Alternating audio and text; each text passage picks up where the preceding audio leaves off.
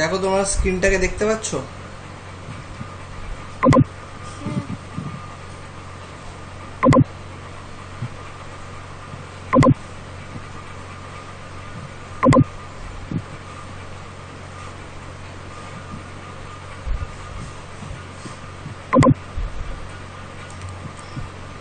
তো যেটা নিয়ে এটাকে আমি প্রথমে সেভ করে নিচ্ছি, copy constructor,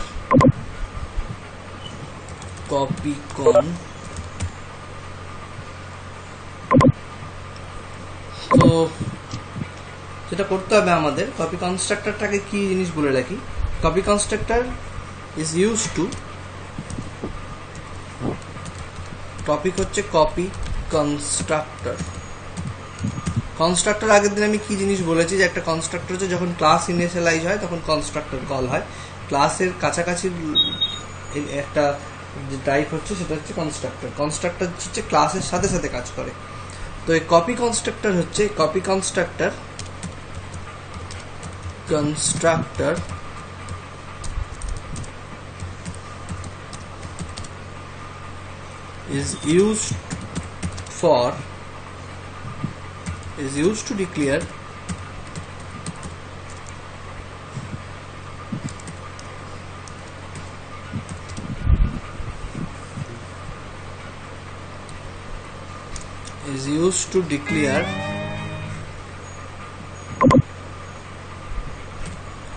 is used to declare and initialize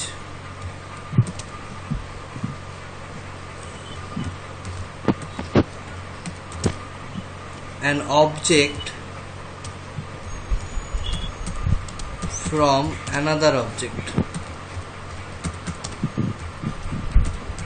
এতদিন আমরা ইনিশিয়ালাইজেশন দেখে এসেছি ভ্যারিয়েবলের মধ্যে, ভ্যারিয়েবলকে মধ্যে আমরা ডেটাকে রেখেছি এরকম ভাবে, বা অ্যাড্রেস দিয়ে ইনিশিয়ালাইজ করেছি। কিন্তু এখন আমরা যে জায়গাটা দেখব সেটা হচ্ছে একটা অবজেক্ট, সেটা একটা ক্লাসেরই অবজেক্ট, একটা অবজেক্ট আরেকটা অবজেক্টকে ইনিশিয়ালাইজ করবে। তো কিভাবে করবে সেটা একটা কোডের মধ্যে দিয়ে দেখাই। তো কোডটা যেটা হবে সেটা আমরা জাস্ট দুটো কনস্ট্রাক্টর নেব, একটা কনস্ট্রাক্টরকে দিয়ে ইনিশিয়ালাইজ করাবো, আর একটা কনস্ট্রাক্টরে সেই ভ্যালুটা কপি হবে। তো আসছি প্রথমে hash include function, hash include iostream,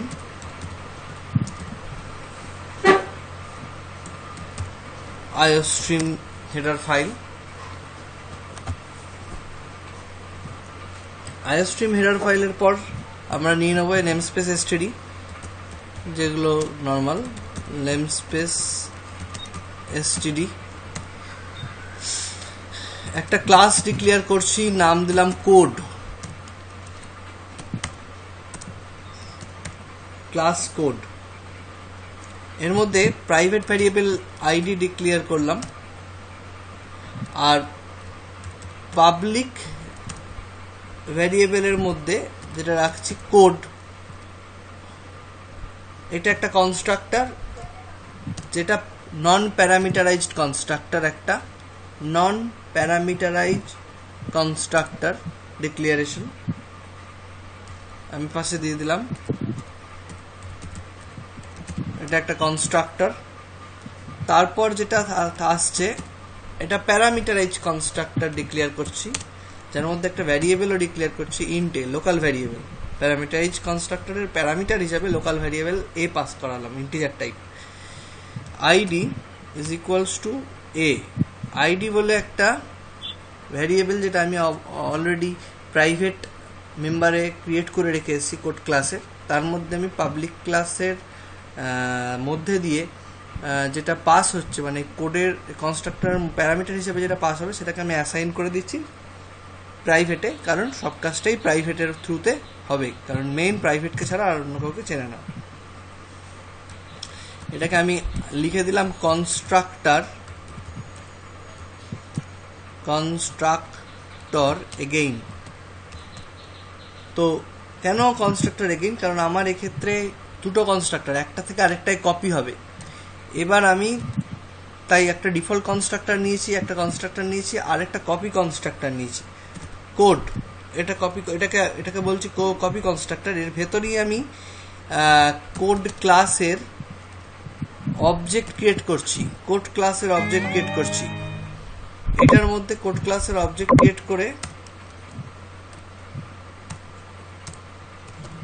code ক্লাসের অবজেক্ট ক্রিয়েট করছি এবং অবজেক্টকে ইউজ করে আমি ওর আইডিকে কল করছি, মানে মেম্বার ফাংশনকে।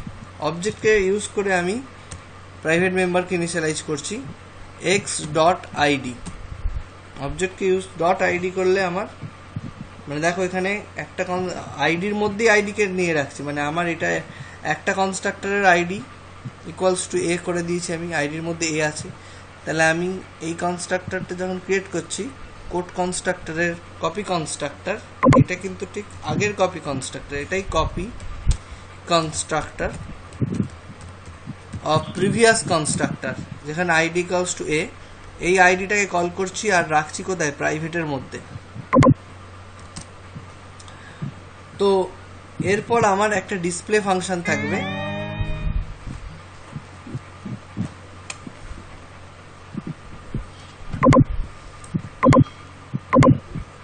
এরপর যেটা আমাকে করতে হবে, ডিসপ্লে ফাংশন লিখতে হবে, ভয়েড ডিসপ্লে ভয়েড, এটা ডিসপ্লে ফাংশন যেটার মধ্যে কাউট আইডিকেই ডিসপ্লে করা হবে। এবার যেটা আমি করছি, আমার ক্লাস কমপ্লিট হয়ে গেছে, ক্লাসটা শেষ। আমি মেন ফাংশন লিখছি ইন্ট মেইন ফাংশনের মধ্যে আমার কোড ক্লাসের কনস্ট্রাক্টর কোডকে কল করছি, কোড এ 100। আমি একটা কনস্ট্রাক্টর কল করলাম, এ নাম দিলাম কনস্ট্রাক্টরটাকে, কোডেরই কনস্ট্রাক্টরে কল করলাম, নাম দিলাম এ। আরেকটা কোডের কনস্ট্রাক্টর কল করলাম, কোড বি, যেটার মধ্যে দিয়ে আমি পাস করালাম এ কনস্ট্রাক্টরকে, মানে একটা কনস্ট্রাক্টরের মধ্যে দিয়ে আরেকটা কনস্ট্রাক্টরকে পাস করাচ্ছি। করার পর একটা জিনিস লিখছি, ঠিক আছে? তাহলে আমার প্রথমে হচ্ছে object A is created and initialized, এটা হলো object A is created and initialize. আমি অবজেক্ট এ কে ক্রিয়েট করলাম আর তাকে ইনিশিয়ালাইজ করে দিলাম, তার মধ্যে দিয়ে প্যারামিটার পাস করে।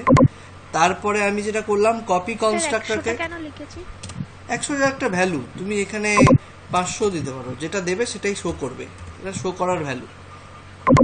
আসছি, কপি কনস্ট্রাক্টরকে ডিক্লেয়ার করলাম, কপি কনস্ট্রাক্টরকে কল করলাম,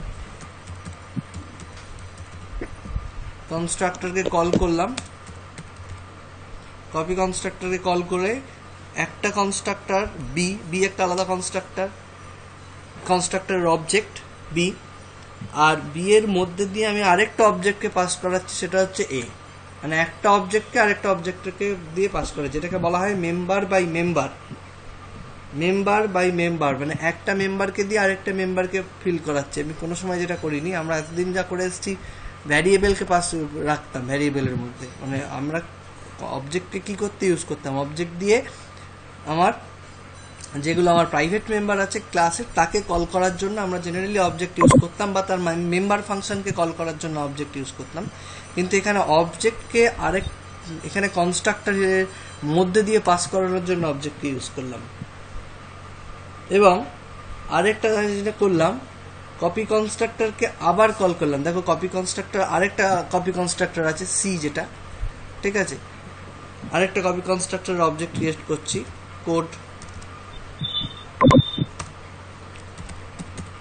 কোড সি, আরেকটাও কপি কনস্ট্রাক্টর কল করছি, যেটার মধ্যে দিয়ে আমি একটা আমি পাস করাচ্ছি, একটা আমি অ্যাসাইন করছি। আর এই অ্যাসাইন করারটাকে বলা হয়, যেটাকে আমরা বলে থাকি ওভারলোড অ্যাসাইনমেন্ট অপারেটর। এটাকে এখানে ইকুয়ালস টুটা হচ্ছে overload assignment operator, overload assignment operator,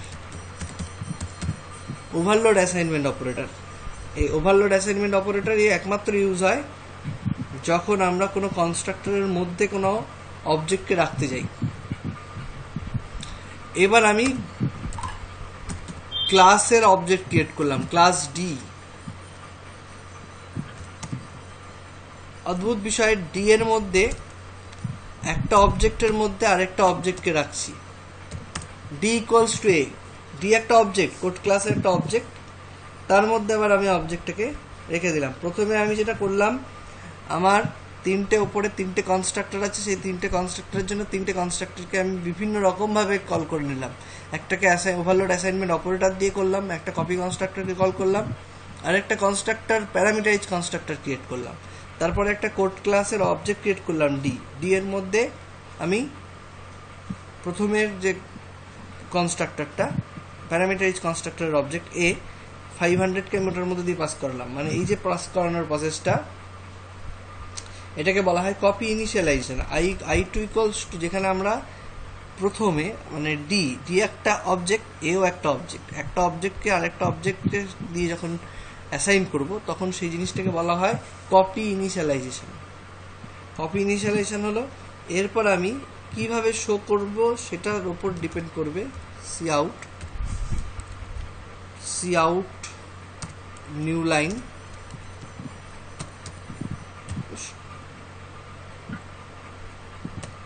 ID of A, ID of A, আইডিটাকে ডিসপ্লে করিয়ে দিই ওখান থেকে, ডিসপ্লে ফাংশনকে কল করে দিই। ব্যাস একই রকম ভাবে প্রত্যেকটা বিসিডি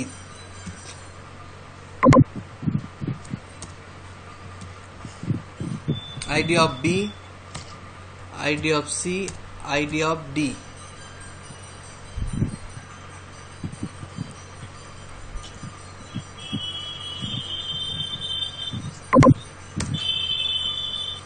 আইডি অফ বি,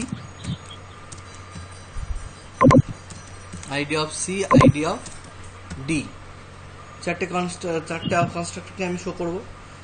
যেটা হবে এখানে প্রথমেরটা হচ্ছে এ ডট ডিসপ্লে, এ থেকে দেখাবো কনস্ট্রাক্টর, এখানে অবজেক্ট হচ্ছে এ, আবার এখানে অবজেক্ট হচ্ছে বি। দেখো সবকটা অবজেক্ট দিয়ে শুধু কাজ হচ্ছে, এখানে কোনো ভ্যারিয়েবল দিয়ে কাজ হচ্ছে না। অদ্ভুতভাবে অবজেক্টকে ইউজ করছি আমি সব ক্ষেত্রে, ডিরেক্টলি অবজেক্টকে অ্যাসাইন করছি, অবজেক্টকে দিয়ে ইনিশিয়ালাইজ করছি, অবজেক্টকে দিয়ে কল করছি, যা কিছু করছি আমি অবজেক্টকে দিয়ে করছি। এই প্রসেসটাকে বলা হয় কপি কনস্ট্রাক্টর প্রসেস। ঠিক আছে, কনস্ট্রাক্টরকে আমি বারবার কপি করছি আমার কাজের জন্য। ঠিক আছে, আর যতবার কনস্ট্রাক্টরকে কল হবে ততবারই ক্লাস ইনিশিয়ালাইজ হবে। এবার এটাকে আমি রান করাই। In function main expected colon before ID, এটা একটা আইডির আগে কোলন দিয়ে নি। কত number? 28। Missing terminating character, D equals to A তো দিয়েছি, কোড ডি দিয়েছি, ডি অবজেক্ট ক্রিয়েট করেছি। মিসিং টার্মিনেটিং ক্যারেক্টার, এটা ডিসপ্লে।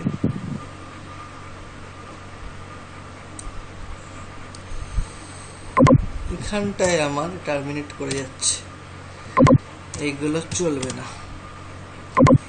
পুরোটাই স্ট্রিং, আমি আলাদা আলাদা করে দিয়েছি, স্ট্রিং ভ্যারিয়েবল হয়ে গেছে, চলে যাচ্ছে। তো লাগবে আমার সিন ডট গেট রিলে function.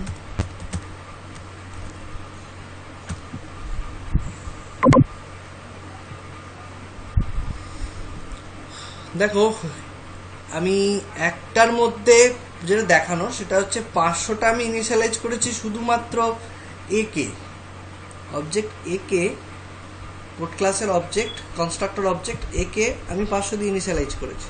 Object A is created and initialize 500, তাকে এ কে আবার বি কে চাপিয়ে দিয়েছি। তাহলে বিও 500 হয়ে গেছে। কিভাবে চাপিয়েছি না, কনস্ট্রাক্টর কল করে কনস্ট্রাক্টরের মধ্যে দিয়েও আমি অবজেক্টকে পাস করিয়ে দিয়েছি। তাহলে অবজেক্ট তার ভ্যারিয়েবল, অবজেক্ট তার প্যারামিটার যেটা আছে, মানে তার মধ্যে যে ভ্যালু আছে সেই ভ্যালুটা নিয়েও একটা কনস্ট্রাক্টরের মধ্যে দিয়ে পাস করে গেছে। কি অদ্ভুত। তারপরের বিষয়টা দেখো, আমি আরেকটা অবজেক্ট ক্রিয়েট করেছি আরেকটা কনস্ট্রাক্টরের, সি কপি কনস্ট্রাক্টরের অবজেক্ট, তার মধ্যে দিয়ে আবার ইকুয়ালস টু মানে অ্যাসাইনমেন্ট, ওভারলোড অ্যাসাইনমেন্ট অপারেটর দিয়ে আমি একে ফেলে দিয়েছি, তাতেও অবজেক্টটা সি এর ঘাড়ে চেপে গেছে। আবার লাস্টে ডি অবজেক্ট ডিরেক্টলি, যেরকম আমরা পুরোনো দিনে ক্রিয়েট করতাম, ডি অবজেক্ট ক্রিয়েট করেছি, ডি ইকুয়ালস টু এ করে দিয়েছি, সেই জায়গায় নিয়ে নিয়েছে। এবং বস্তুত দেখা যাচ্ছে এই দুটো কাজ একই প্রায়। এখানে সি কে অবজেক্টের ডিরেক্ট ক্রিয়েট করে অ্যাসাইন করে দিয়েছি, এখানে আমি অবজেক্টের ক্রিয়েট করেছি, পরের লাইনে গিয়ে অ্যাসাইন করেছি। পদ্ধতি এই জিনিসটাকে আমরা বলছি অ্যাসাইনমেন্ট, এই জিনিসটাকে বলছি ওভারলোড অ্যাসাইনমেন্ট। ওভারলোড অ্যাসাইনমেন্ট একই লাইনে হয়ে যায় কোডের, কিন্তু অ্যাসাইনমেন্ট হচ্ছে আলাদা লাইনে করতে হয়, যেটা আমরা পুরোনো দিনে করেছিলাম। কিন্তু এই ওভারলোড অ্যাসাইনমেন্টটা একই লাইনে হয়ে যায়। ঠিক আছে, এইটাই ডিফারেন্স অ্যাসাইনমেন্ট আর ওভারলোড অ্যাসাইনমেন্টের মধ্যে।